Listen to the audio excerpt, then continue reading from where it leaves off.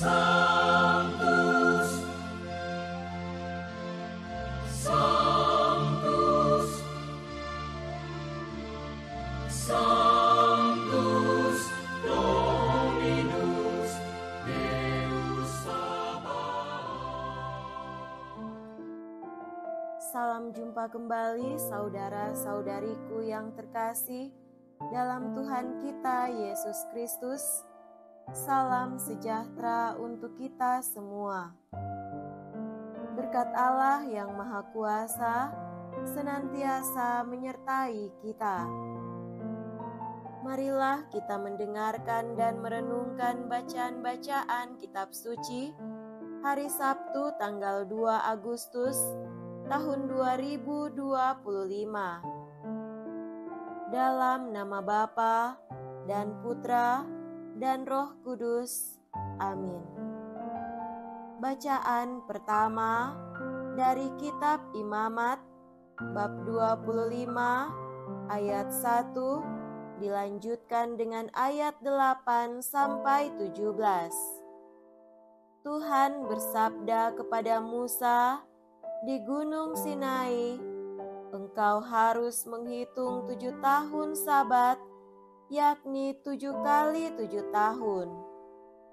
Jadi 7 tahun Sabat itu sama dengan 49 tahun.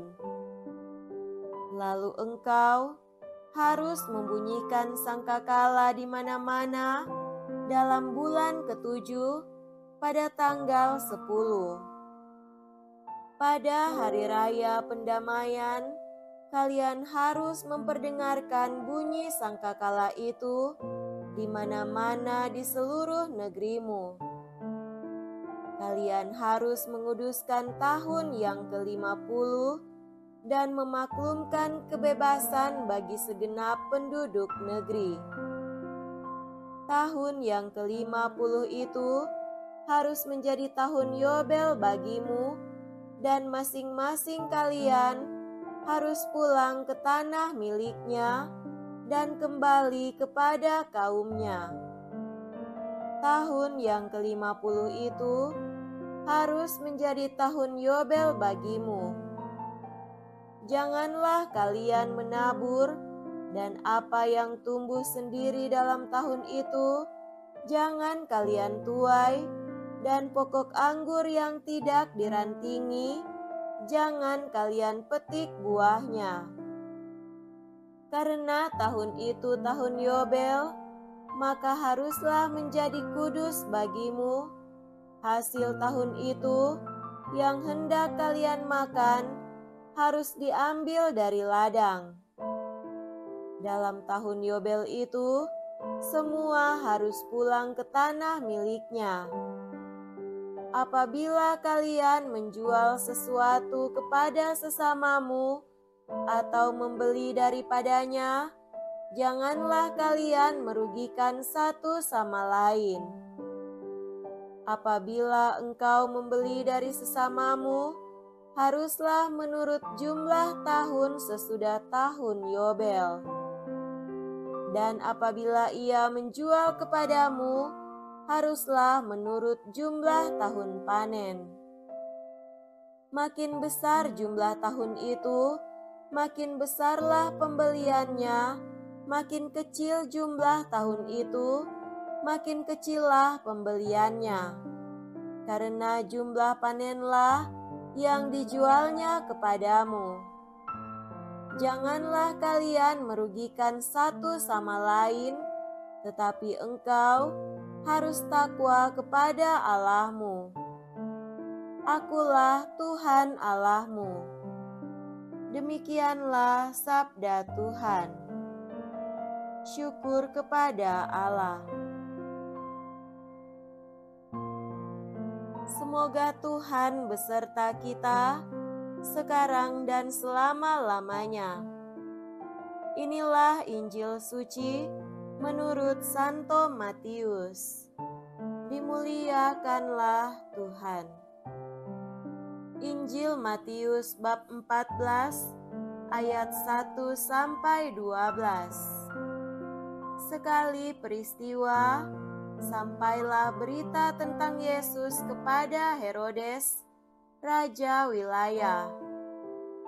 Maka ia berkata kepada pegawai-pegawainya, "Inilah Yohanes Pembaptis.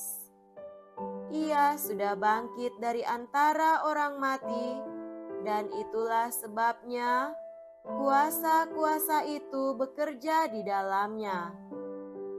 Sebab memang Herodes telah menyuruh menangkap Yohanes, membelenggu dan memenjarakannya, berhubung dengan peristiwa Herodias, istri Filipus saudaranya. Sebab Yohanes pernah menegur Herodes, "Tidak halal engkau mengambil Herodias." Herodes ingin membunuhnya, tetapi ia takut kepada orang banyak yang memandang Yohanes sebagai nabi. Tetapi pada hari ulang tahun Herodes, menarilah putri Herodias di tengah-tengah mereka dan menyenangkan hati Herodes, sehingga Herodes bersumpah akan memberikan kepadanya apa saja yang dimintanya. Maka setelah dihasut oleh ibunya, putri itu berkata, "Berikanlah kepadaku di sini kepala Yohanes Pembaptis di sebuah talam." Lalu sedihlah hati raja. Tetapi karena sumpahnya dan karena tamu-tamunya, diperintahkannya juga untuk memberikannya. Disuruhnya orang memenggal kepala Yohanes di penjara dan membawanya di sebuah talam, lalu diberikan kepada putri Herodias. Dan putri Herodias membawanya kepada ibunya. Kemudian datanglah murid-murid Yohanes Pembaptis, mengambil jenazah itu dan menguburkannya. Lalu pergilah mereka memberitahu Yesus. Demikianlah sabda Tuhan. Terpujilah Kristus.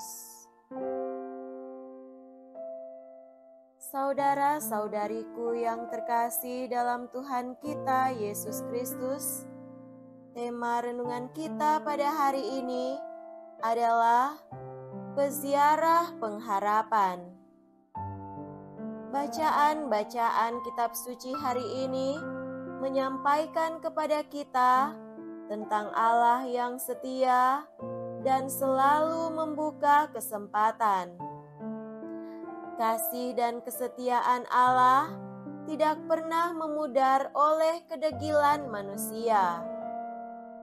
Allah selalu membuka hati untuk memulihkan kembali hubungan yang telah rusak oleh sikap dan tindakan manusia. Bacaan pertama hari ini berbicara tentang tahun Yobel.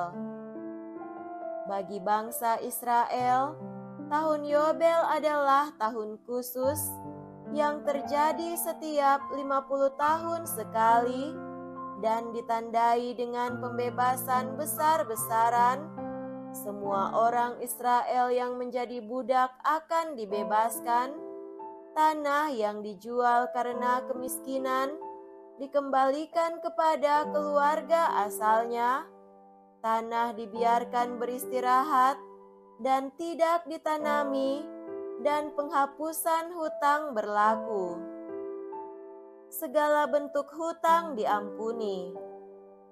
Tujuan tahun Yobel adalah menjaga keadilan sosial dan mencegah akumulasi kekayaan di tangan segelintir orang, memulihkan kesetaraan dan keseimbangan, memberikan kesempatan mulai dari awal bagi orang yang tertindas atau jatuh miskin.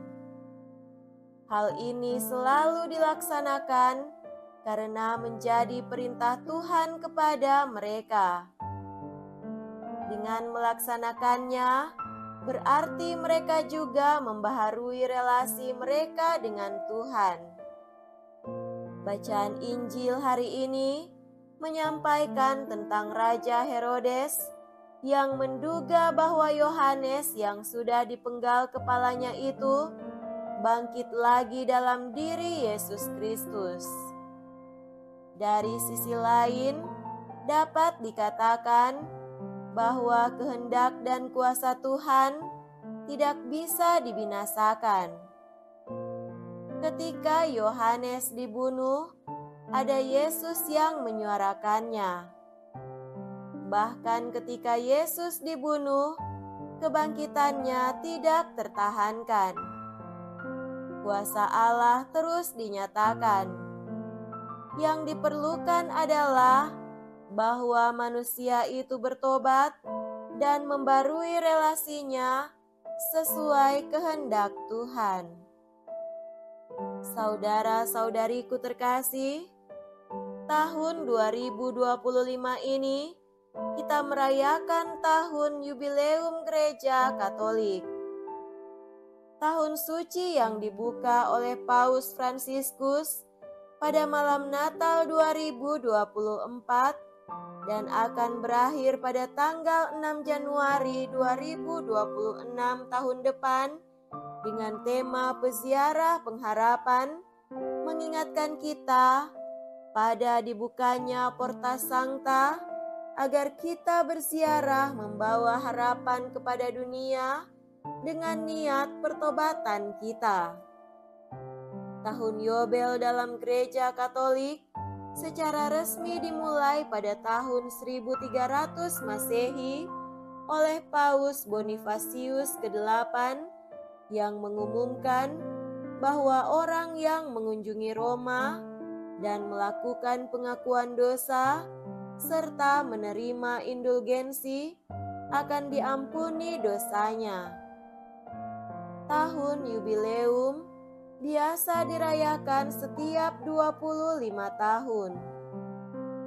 Berbeda dengan versi Yahudi, Yobel dalam Katolik menekankan pertobatan dan pembaharuan rohani, pengampunan dosa dan indulgensi, atau penghapusan hukuman temporal akibat dosa, kasih, belas kasih, dan keadilan sosial, serta peziarahan ke tempat-tempat suci, terutama ke Roma.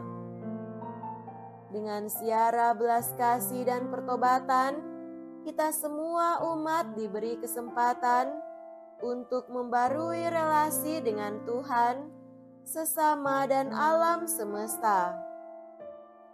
Saudara-saudariku terkasih, umat diajak untuk menjadi peziarah yang membawa harapan bagi dunia, terutama bagi mereka yang menderita dan membutuhkan pertolongan.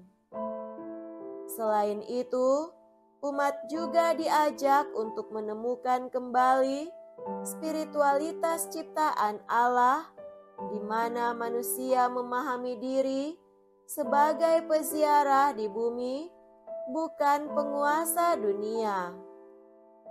Perlakuan dan sikap buruk yang selama ini dilakukan kiranya akan diperbaiki dan diperbarui. Keadilan, perdamaian, kerukunan, pengampunan dan cinta belas kasih kiranya akan semakin diwujudkan. Mari berziarah ke Porta Sancta dan mari membarui hidup iman dan cinta kasih kita kepada Tuhan, sesama, dan alam semesta. Semoga demikian. Amin. Dalam nama Bapa dan Putra dan Roh Kudus. Amin.